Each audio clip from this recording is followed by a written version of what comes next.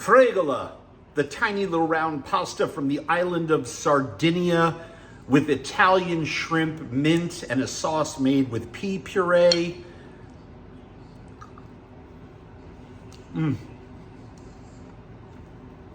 Oh, sweet and earthy, and the perfect template on which to throw all of those delicious buttery shrimp. I've got a whole bunch of techniques that make this dish just zing. You want to make this? Stick around. Glad you're here. I'm about to show you how. It's springtime, and we're celebrating the Italian islands this week. And so what better way to do it than with beautiful Italian red shrimp, the first peas of spring, and one of my favorite goodies in the entire world, fregola, which is the tiny little round pasta of Sardinia, which is most similar to a traditional, couscous or a rolled bulgur wheat of some kind. They come in all shapes and sizes, but these are made with all wheat in Sardinia, and they are hand made and then dried. And if you haven't eaten fregola with seafood, and I recommend them with shrimp, you are in for a real treat. Let's make it. 2 pounds of stunning red shrimp, but you can use any red shrimp that you like, and I've saved the shells because I'm going to make some shrimp stock. I have about 1.5 quarts, about 6 cups of seafood broth in there, and I'm going to add my 2 pounds of shells. I'm going to bring that to a simmer, and I'm just going to let it cook at the barest simmer for about 20-25 minutes just to extract the flavor from those shells. I'm going to add about, 1.5 cups of blanched peas. You can use frozen, that's fine too, to the Vitamix. I'm going to turn this on. I have some of that shrimp broth in this little container here, and I'm just going to pour it in until it starts to puree.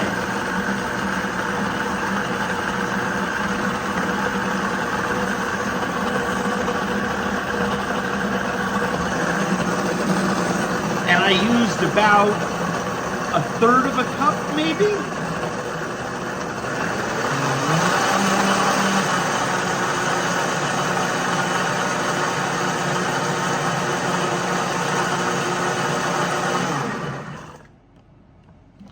There we go. Nice, thick pea puree.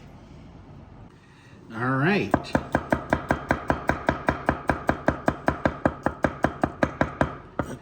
I have 3 garlic cloves, 2 mediums and a small one.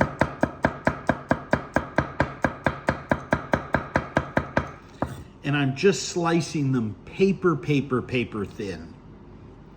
Just let those rest over there. I have a small onion.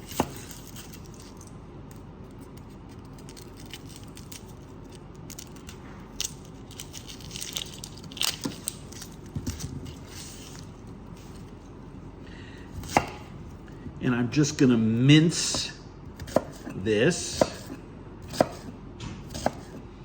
or small dice.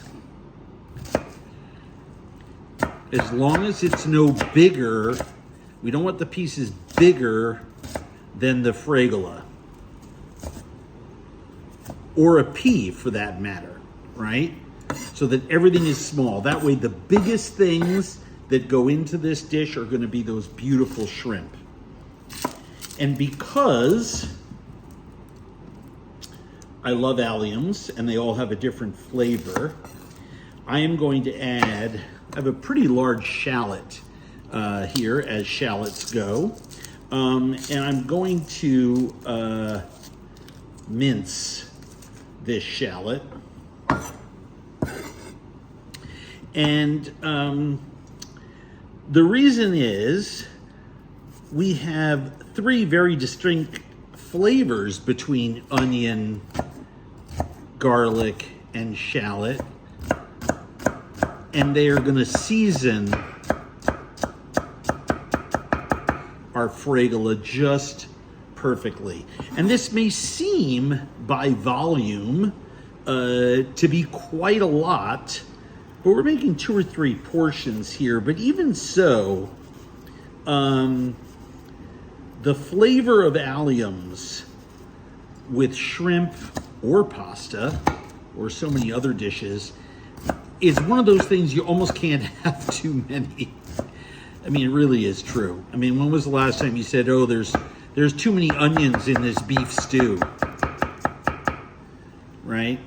They just lend such a beautiful roasted flavor when they're sauteed the right way. Tons and tons of caramelized sweetness in there. So we've got our garlic, our onion, and our shallot, and we're gonna start to toast our fregola. We'll add our alliums, we'll add some wine, much in the same way that we would start a dish of risotto, and then we'll start adding our seafood, our shrimp broth, and our pea puree, and garnish away with our shrimp. This is gonna be great. All right, so I'm gonna add about 1.5 cups of fregola. You can see here that some of this is already toasted during the drying process. These are tiny little balls of wheat and water.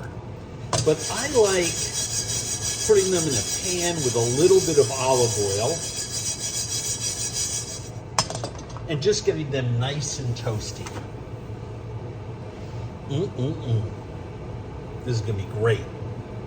So after 3 or 4 minutes over something just below medium, I can smell the pasta toasting, and that's what I'm looking for. So, time to add our garlic and shallot mixture.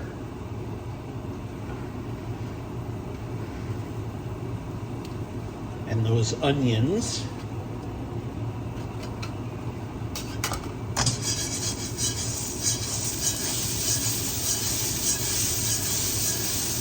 And the minute I do that, can you hear that sizzle? They're starting to cook.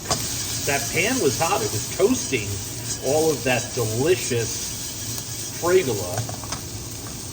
And now we'll sweat those alliums in there. So once you can smell that garlic that's aromatic and your onions and shallots are turning glassy, you can add about maybe 1/2 cup, 2/3 of a cup of wine. Let that cook for a minute or so. And then slowly, just like risotto, start adding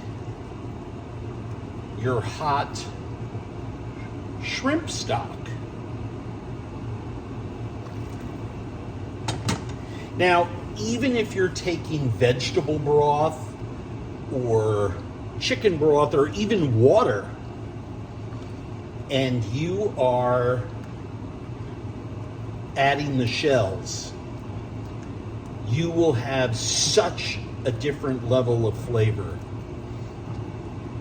than if you didn't cook those shells in that liquid. You are going to be very glad that you did.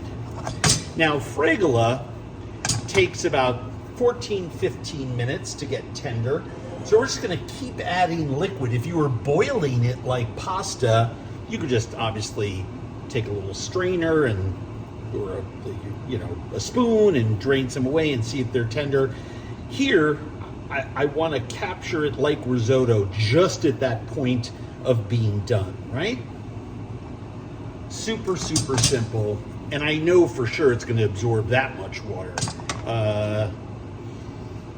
And now we just let this come to a simmer. Meanwhile, we should probably start to think in a couple minutes about cooking our shrimp and our garnish for this dish.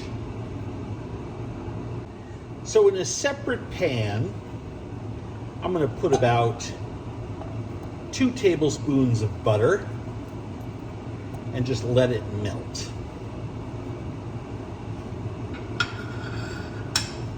I'm not even going to let it foam. It's just on a low heat. All right, once that butter is melted, I'm going to add my shrimp.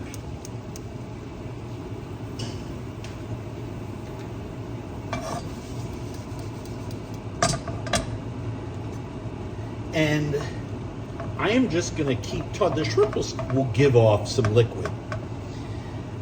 I'm just going to cook these shrimp very, very lovingly. And if you are a long-time watcher of my cooking videos, you know that the lower and slower that we cook our shrimp, found a piece of shell, the lower and slower we cook our shrimp, the more buttery, tender, and delicious our shrimp will be. So we're going to cook those nice and slow. It doesn't look like there's any cooking going on, but if you toss it every couple minutes, you can see the steam, you can smell that. We're just going to go really, really slow because we're actually going to arrange the shrimp on top of the fregola, which is the Sardinian style.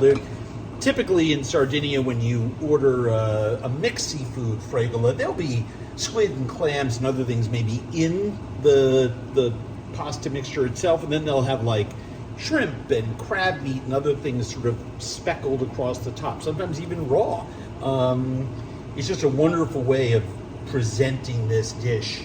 I'm doing everything cooked, but I don't want the shrimp covered in what's going to be this beautiful green sauce that I make with the peas. I want them to be pink, and it's that stunning pink and green of springtime, like flowers at the market. So we're just gonna cook these low and slow over the course of the next 10 minutes, and when they curl up, they'll be good to go. All right. After about 8-9 minutes, the shrimp have all just cooked through perfectly. They've given off their juices, and look at that red shrimp butter that's in there. So we're just going to set that aside.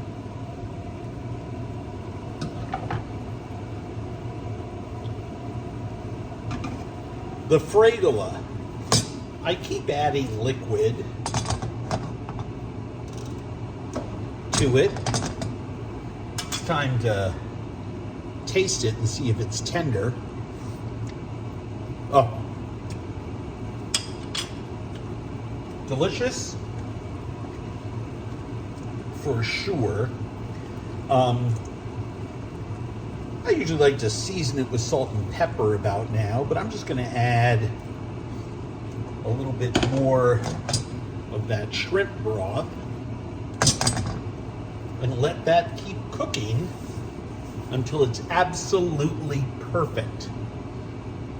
Then add my pea puree, a little bit of cheese, garnish it up with our shrimp. I'll probably put some shrimp in there and save the rest for garnish on top.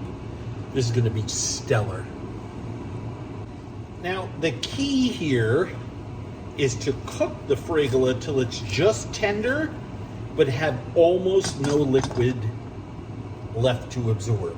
And the reason for that is that I have about 1.5 cups of this pea puree, and remember, 50, 60, 70% of this is liquid, right? It's thick and viscous, and it just smells like springtime, and it tastes even better.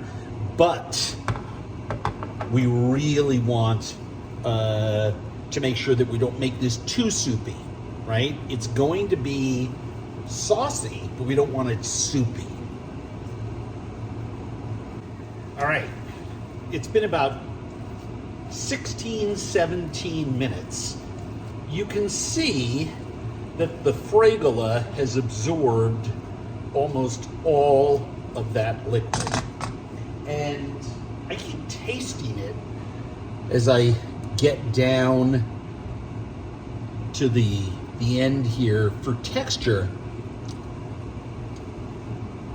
It's chewy. It's not crunchy in the middle. It's absolutely perfect. And if anything, it needs another 60, 70, 80 seconds, which is fine because here goes that vegetable puree.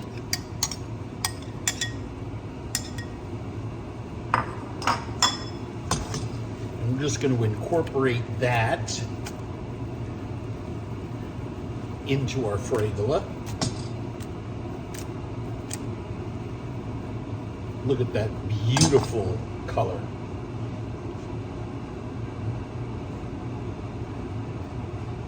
And a little bit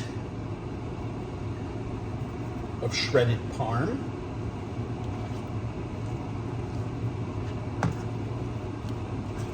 And we just want to heat that stunning green puree. We don't want to lose our thermal momentum here, but we also don't want to cook this very much longer. We just want to bring it back up, and you can see a little bit of that parm getting stringy and melty in there. This is just absolutely a stunner of a dish.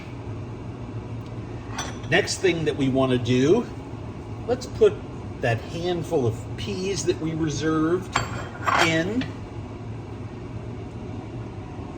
And let's go with, I don't know, about half of our shrimp. Remember what I told you about those beautiful colors? Pink and green. And remember I told you we wanted to make sure that our dish wasn't too liquidy because we're adding more liquid at the end, those juices from the shrimp.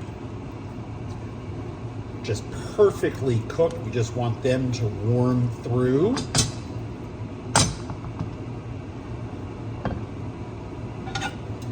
And then we're going to garnish this once it gets hot with a little bit more of the shrimp, some herb. And this will serve about 3 to 4 people as a mid-size entree, or 4 people guaranteed, maybe 5 as a first course. And once you see some of those simmering bubbles, you are done. All right, get some low slung bowls and put some of this incredible shrimp and Fregola into each bowl. Remember, the shrimp is the star here, right? By the way, if you want to make the Fregola the star here, by all means, you can do this even without shrimp. I would use this exact same recipe. I think it's fantastic.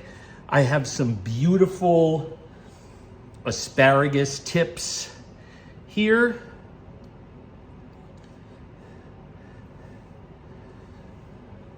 Let's put an odd number down on each.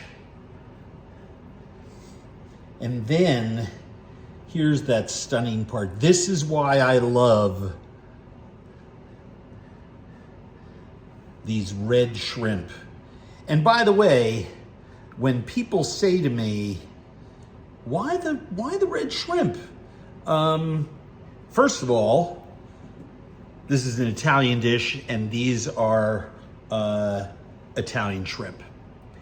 Secondly, the flavor of these shrimp is incomparable. Absolutely incomparable. If you love shrimp, you are going to love this.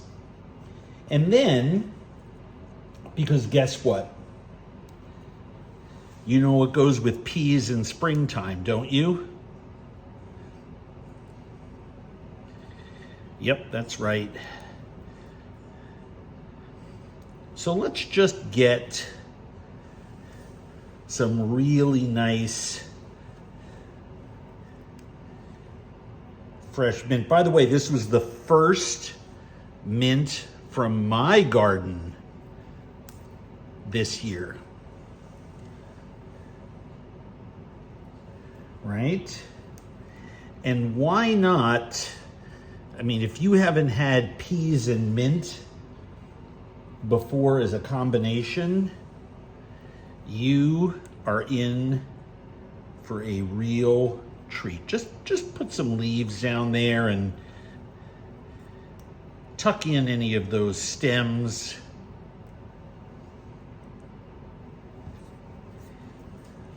That's all you need.